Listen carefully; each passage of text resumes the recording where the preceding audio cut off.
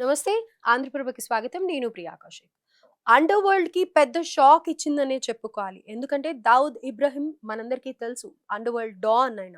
So, ఆయనకి ముఖ్యంగా right hand అని చెప్పుకునే సలీం దోలాని టర్కీలో పట్టుకున్నారు. అయితే దీన్ని చూసుకున్నట్టయితే ఇదొక పెద్ద సంచలనం అనే చెప్పుకోవాలి. అలాగే ఇది అంతర్జాతీయ క్రైమ్ నెట్‌వర్క్‌పై కఠిన చర్యలు స్టార్ట్ అవుతున్నాయా అని చెప్పుకోవాలి. ఇంతకు ముందు కూడా మనం చూసాము ఎన్ఐఏ ఎంతోమంది టెర్రరిస్ట్‌లను పట్టుకుంది. కానీ సలీం దోలాది చాలా వైరల్‌గా అవుతోంది. అండ్ అందరూ కూడా ఇదొక పెద్ద నెట్‌వర్క్ చైనే పట్టుకున్నారు అని చెప్పాలి అని చెప్పేసి అప్రిషియేట్ కూడా చేస్తున్నారు. అసలు ఓవరాల్‌గా దీని గురించి మాట్లాడదాం. ప్రస్తుతం మనతో పాటు అనలిస్ట్ మురళీ మనోహర్ గారు ఉన్నారు. వారి మాటల్లో తెలుసుకునే ప్రయత్నం చేద్దాం. హలో సార్, నమస్తే. నమస్తే ప్రియాంక గారు.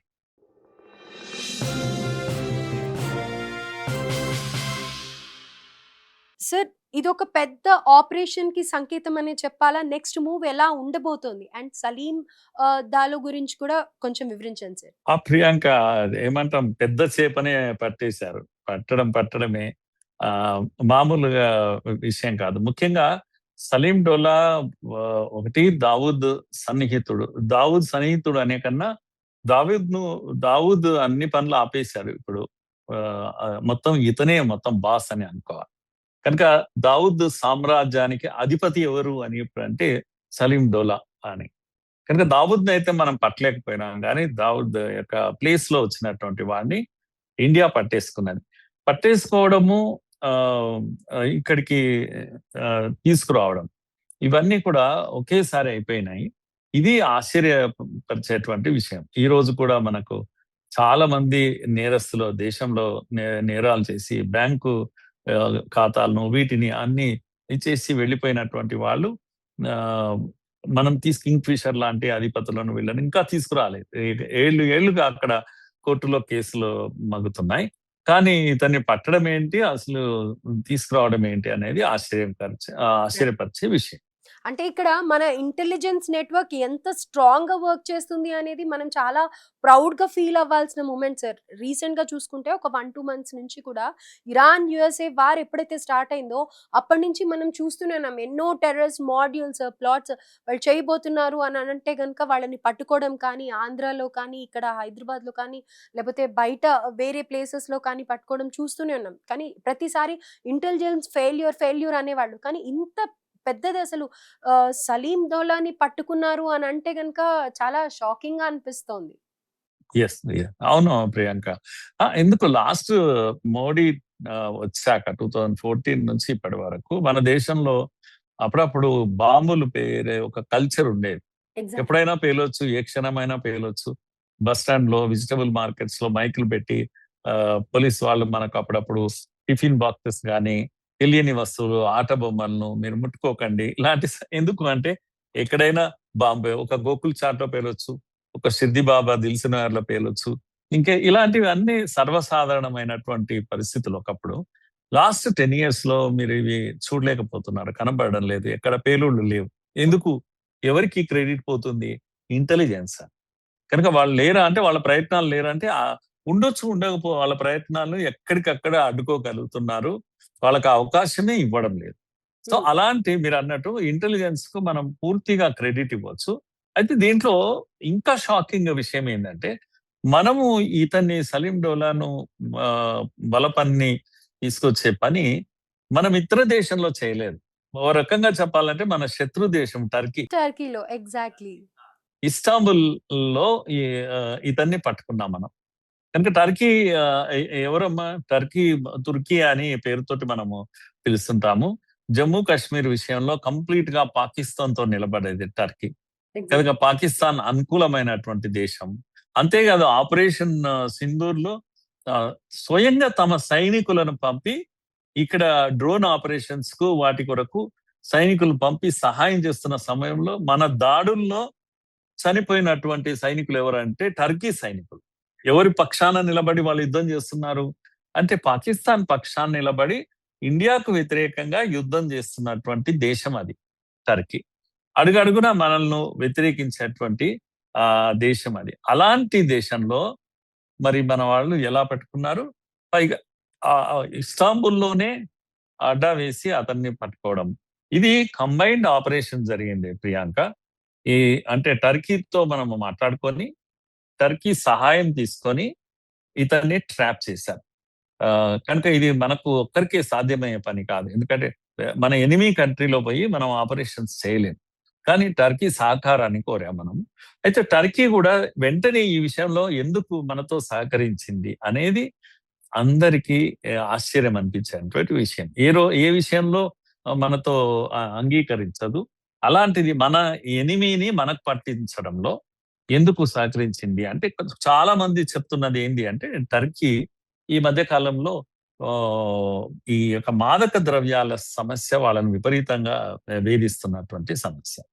కనుక మనవాడు ఎవరు అంటే పెద్ద కింగ్ పిన్ సలీం డోలా అనేవాడు మాదక ద్రవ్యాలకు మొత్తం ప్రపంచంలోనే మార్కెట్ చేస్తూ ఉంటాడు అతను. కనుక సప్లయర్ అన్నట్టు మాదక ద్రవ్యాలను. అతన్ని అందుకే వెంటనే సహకరించడము, ప్రత్యేక విమానంలో ఇండియాకు పంపించడం, ఇలాంటివన్నీ కూడా ఈ టర్కీ మనకు సహకరించింది. సుమారుగా 5,000 కోట్ల మనీ లాండరింగ్ కేసు ఉంది ఇతని పైన. అలాగే అనేక టెర్రర్ గ్రూపులకు కేంద్రము సలీం డోలా. సలీం అనేవాడు మామూలు వాడు కాదు. మనందరికీ తెలుసు బాంబే దాడుల వెనకాల దావుద్ ఇబ్రాహిం ఉన్నటువంటి విషయం తెలుసు. కనుక దావుద్ గ్యాంగ్స్ అన్నిటినీ కోఆర్డినేట్ చేస్తుంటాడు ఇతను. అంతేకాదు వరల్డ్ వైడ్ గా ఉన్నటువంటి టెర్రర్ గ్రూప్స్ అన్నిటిని కూడా కోఆర్డినేట్ చేస్తూ ఉంటాడు. ముంబై పేలుళ్ల దాడుల వెనుక కూడా ఇతని హస్తం ఉంది అని చెప్తూ ఉంటారు. మనకు పూర్తిగా విషయాలు తెలియవు. కానీ ఎన్ఐఏ తర్వాత ఏటీఎస్ లాంటి సంస్థలు మన సంస్థలు అన్నీ కూడా ఇతని కొరకు ఇస్తాంబుల్లో కాచుకొని ఉన్నాయి. ఇప్పుడు ఇతన్ని కంప్లీట్ గా ఇంటరాగేట్ చేస్తూ ఉన్నారు. చాలా విషయాలు భారత్ కు సంబంధించిన విషయాలు ఇతని దగ్గర ఉన్నాయి. ఇప్పుడు ఏమేమి బయటకు వస్తాయని, ఈవెన్ బాంబే జరిగిన దాడులు ఇవన్నిట్లో కూడా పాకిస్తాన్ పాత్ర బయటకు వచ్చేటువంటి అవకాశాలు ఉన్నాయని అందరు చెప్తూ ఉన్నారు. దావుద్ సామ్రాజ్యం ఏదైతే ఉందో ప్రపంచవ్యాప్తంగా ఉన్న సామ్రాజ్యం, ముఖ్యంగా సప్లైస్ నెట్వర్కింగ్ అంతా కూడా ఇతనే చూస్తూ ఉంటారు. లాజిస్టిక్స్ అంటాం. దావుద్ సామ్రాజ్యం యొక్క లాజిస్టిక్స్ ఇతడే కేంద్రం. డ్రగ్స్ వ్యాపారం అయితే చెప్పని అవసరం లేదు. కీలకమైనటువంటి వ్యక్తి ఇతను. వరల్డ్ వైడ్ గా వ్యాపారం చేస్తూ ఉంటాడు. హవాలా మార్గంలో నిధులు బదలాయింపు చేస్తూ ఉంటాడు. ఈ యొక్క డ్రగ్స్ సప్లై చేసినప్పుడు డబ్బులు ఏదైతే బదలాయింపు చేయాలి, ఇలా అనేకమైనటువంటి ఏమంటాము చట్ట విరుద్ధమైనటువంటి కార్యక్రమాలన్నిటికీ ప్రపంచవ్యాప్తంగా వీళ్ళ యొక్క టెర్రర్ గ్రూప్స్ పనిచేస్తుంటాయి. అలాంటి వ్యక్తి కుటుంబంతో సహా పట్టుబడ్డాడు ప్రియాంక ఇస్తాంబుల్లో. ఒక్కడే కాదు, అతని భార్య, అతని కుమారుడు ఇంతకన్నా చాలా పెద్ద ఇది అన్నట్టు. కనుక అన్ని అవినీతి కార్యక్రమాలు వీటిలో ఉంటాడు. వాళ్ళ తండ్రిని మించిన తనయుడు అతను కూడా దొరికాడు. ఇప్పుడు అతను కూడా ఇండియాకి తీసుకొచ్చారు. సో ఇలా చెప్పాలంటే మనం అంటే ఇది చాలా పెద్ద అచీవ్మెంట్ అని చెప్పాల్సి. 126 గ్రామ్స్ ఇది సింథటిక్ మాదక ద్రవ్యం తోటి పట్టుబడ్డాడు. చేతుల్లో ఉన్నాయి, రెడ్ హ్యాండెడ్ గా సింథటిక్ మాదక ద్రవ్యాలు వెరీ డేంజరస్. మామూలు డ్రగ్స్ కన్నా ఇవి చాలా చాలా డేంజరస్ అది. సరే, క్యాష్ ఉంది అతని చేతిలో, 25 lakhs క్రోడ్స్ వర్త్ క్యాష్ ఉంది, ఇంకేమేమో దొరికాయి అవన్నీ కూడా. కానీ మనకు పూర్తి డీటెయిల్స్ తెలియకపోయినా మాదక ద్రవ్యాలు అయితే దొరికాయి. సింథటిక్ మాదక ద్రవ్యాలు దొరకడం అనేది టర్కీని కంగు తిన్నది టర్కీ కూడా. కనుక టర్కీ ఏమనుకున్నది అంటే ముందు ఇతని సామ్రాజ్యాన్ని కొల్లగొట్టాలి, ఇక్కడి నుంచి ఇస్తాంబుల్లో ఇతను ఉండకూడదు అని చెప్పేసి సిన్సియర్ గా మనకు అప్పచెప్పేసింది.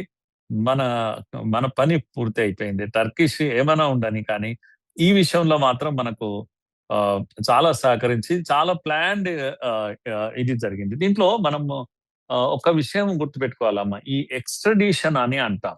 అంటే నేరస్తుల బదలాయింపు ఏదైతే ఉంటుందో దానికి ప్రతి 2 దేశాల మధ్యలో ఈ ఎక్స్ట్రడిషన్ ట్రీటీ ఉండాలి, ఒప్పందం అయి ఉండాలి. అలాంటిది ఏమీ లేదు మనకు టర్కీతో. గమ్మత్ ఏంటంటే ఉదాహరణకు మనకి యూకేతో అది ఉన్నప్పటికీ ఈ రోజు కూడా మన వాళ్ళను మాలియాను తర్వాత వీళ్ళని తెచ్చుకోలేకపోయాం. అలాంటిది మనకు టర్కీతో ఈ ఎక్స్ట్రడిషన్ ట్రీటీ లేనప్పటికీ కూడా అంటే యాక్చువల్ గా ఆయన దగ్గర ఉన్నది వీసా, ఏది ఉంది, పాస్పోర్ట్ యుఏఈది ఉంది, యునైటెడ్ అరబ్ ఎమిరేట్స్. కనుక అఫీషియల్ గా ఇక్కడ లేడు ఆయన. అఫీషియల్ గా ఎక్కడ ఉన్నాడు? యుఏఈలో ఉన్నాడు. ఆయన పాస్పోర్టే యుఏఈ, ఇక్కడ వీళ్ళ పాస్పోర్టే లేదు. అలాంటిది దొంగతనంగా ఇక్కడ ఉంటున్నాడు. కనుక ఇప్పుడు ఏం చూపించాలి రికార్డ్స్ లో అంటే, యుఏఈకి పంపి అక్కడ వాళ్ళతో ఆమోదింపజేసి అక్కడ నుంచి ఇక్కడికి పంపాలి. అదంతా చేస్తే లేట్ అవుతుంది, పైగా ఇతను తప్పించుకోవచ్చు అని చెప్పేసి రూల్స్ అన్నిటినీ బ్రేక్ చేసి టర్కీ చేసిన గొప్ప సహాయం ఏంటంటే, రూల్స్ పక్కకు పెట్టేసి ప్రత్యేక విమానంలో అతన్ని ఇక్కడికి పంపించేసింది సింపుల్ గా. సో ఇవన్నీ కూడా అంటే మన వాళ్ళ యొక్క టర్కీ ప్రభుత్వంతో మాట్లాడుకోవడం కానీ వీటి విషయంలో సక్సెస్ అయ్యారు. అంటే కన్విన్స్ చేసి అలా తీసుకురావడంలో మన ఏజెన్సీస్ ఏవైతున్నాయో చాలా అద్భుతంగా పనిచేశాయి. బిగ్గెస్ట్ అచీవ్మెంట్ ఈ మధ్య కాలంలో నేను అనుకుంటున్నాను, ఇంత గొప్ప పని మన ఏజెన్సీస్ చేసినటువంటి పని. మనందరికీ తెలుసు, మన ఎనిమీస్ ను అన్నోన్ పర్సన్స్ చంపేస్తున్నటువంటి విషయం మనందరికీ తెలుసు. కనుక చాలా దేశాల, ముఖ్యంగా పాకిస్తాన్ లో కూడా మన శత్రువులను ఎవరో అన్నోన్ వ్యక్తులు వచ్చి చంపేస్తున్నారు అనే విషయంలో మనం ఆ రా కానీ లేకపోతే మన ఏజెన్సీస్ కానీ వీటన్నిటిలో మన పాత్ర ఉండి తీరుతుంది. లేకుండా చంపడం అనేది ఏమీ ఉండదు. మనకు ఇతడు చావాలి అనుకుంటే అతడు చనిపోతున్నాడు అంతే, సింపుల్ గా అక్కడే ఉన్న దగ్గర చనిపోతుంది. రైట్.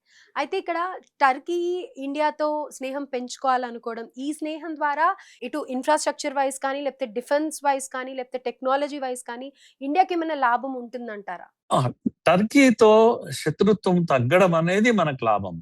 ఎప్పుడైనా మనకు అనవసరం టర్కీతో శత్రుత్వం పెట్టుకోవాల్సిన అవసరమే లేదు. కేవలం రిలీజియస్ దీంతోనే పాకిస్తాన్ తో టర్కీ నిలబడ్డది తప్పితే అదర్వైజ్ ఎన్నో ఇస్లామిక్ కంట్రీస్ తో మనకు స్నేహం ఉంది.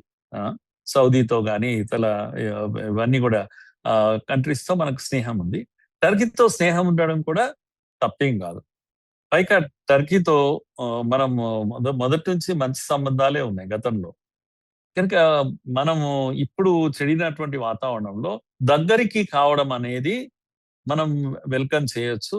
అనేక విషయాల్లో పాకిస్తాన్తో వచ్చే ఇబ్బందుల్లో కూడా టర్కీ సహాయం లేకుండా ఉంటే మన కోసం అది మనకు మంచిదే అనేది నేను అనుకుంటున్నాను. ఆ విధంగా నేను అనుకుంటున్నాను టర్కీ కూడా రియలైజ్ అయ్యిందో ఏమో, అనవసరంగా ఇండియాతో నాకెందుకు శత్రుత్వం ఇది అని అనుకుని ఉండవచ్చు బహుశా. సో ఈవెన్ టర్కీ ఇజ్రాయిల్ తో బాగుంది ఇప్పుడు. ఈ మధ్య కాలంలో ఇజ్రాయిల్ కూడా వాళ్ళకు ఈ డోమ్ ఏదైతే ఉందో దాడుల నుంచి తప్పించుకోవడానికి కావాల్సినటువంటి డిఫెన్స్ సిస్టమ్ ఏదైతే ఉందో అది సప్లై చేయడానికి ఇజ్రాయెల్ రెడీ అయిపోయింది. కనుక మనం ఇజ్రాయెల్ వాళ్ళకు ఫ్రెండ్ అయినప్పుడు మనకు ప్రాబ్లం ఏమిటంటే మనం కూడా ఇజ్రాయెల్ ఫ్రెండ్మే కనుక ఓవరాల్ గా ఏంటంటే ఇంటర్నేషనల్ రిలేషన్స్ లో వస్తున్న మార్పులో ఇది గొప్ప మార్పుగానే నేను చూస్తున్నాను. మార్పు కరెక్టే, కానీ గత విభేదాలన్నీ పక్కన పెట్టేసి ఇప్పుడు స్నేహం కొనసాగించడం కరెక్ట్ అంటారా ఇండియా? ఎస్, మనకు అంటే నష్టం లేనప్పుడు స్నేహం చేయడమే మంచిది. మనకి ఏ నష్టం లేదు వాళ్ళతో స్నేహం చేయడంలో, కనుక స్నేహం చేయడం మంచిది. పైగా మనకు కావాల్సిన ఒక టెర్రరిస్ట్ ను మనకు అప్పచెప్తున్నారు. ఇది ఒక రకంగా సహాయం చేస్తున్నటువంటి విషయం ఇది.